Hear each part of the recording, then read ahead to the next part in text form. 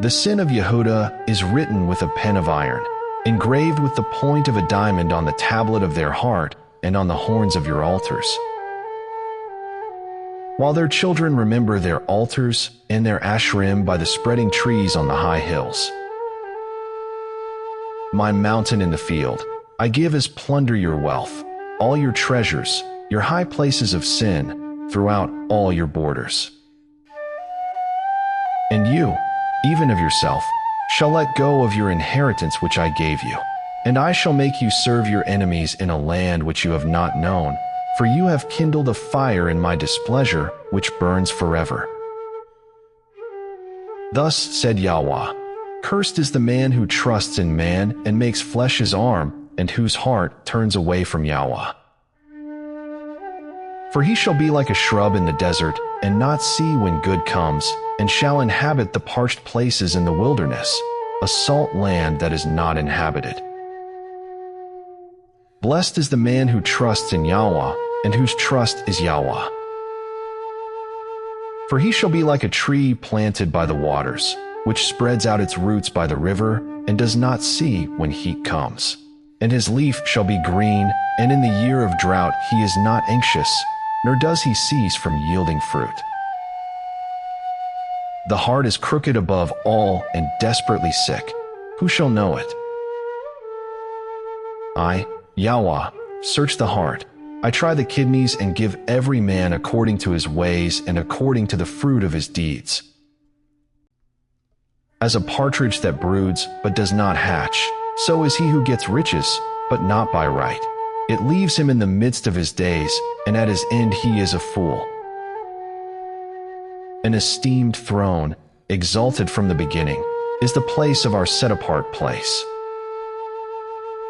O Yahweh, the expectation of Yisrael, all who forsake you are put to shame. Those who depart from me shall be written in the earth, because they have forsaken Yahweh, the fountain of living waters.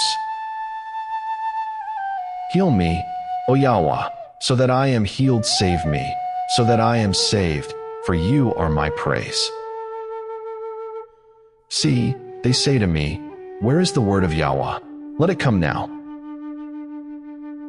And I have not run away from being a shepherd who follows you, nor have I longed for the desperately sick day. You yourself have known, that which came out of my lips was before you. Do not be a ruin to me. You are my shelter in the day of evil. Let these who persecute me be put to shame, but do not let me be put to shame. Let them be broken, but do not let me be broken. Bring on them the day of evil, and destroy them with double destruction. Thus Yahweh said to me, go and stand in the gate of the children of the people, by which the sovereigns of Yehuda come in, and by which they go out, and in all the gates of Jerusalem. And you shall say to them, hear the word of Yahweh, you sovereigns of Yehuda, and all the inhabitants of Jerusalem, who enter by these gates. Thus said Yahweh, guard yourselves and bear no burden on the Sabbath day, nor bring it in by the gates of Jerusalem. Nor take a burden out of your houses on the Sabbath day, nor do any work. And you shall set apart the Sabbath day, as I commanded your fathers. But they did not obey, or incline their ear, and they made their necks stiff not to hear and not to receive instruction. And it shall be, if you diligently obey me, declares Yahweh, to bring in no burden through the gates of this city on the Sabbath day, and dedicate the Sabbath day, to do no work in it.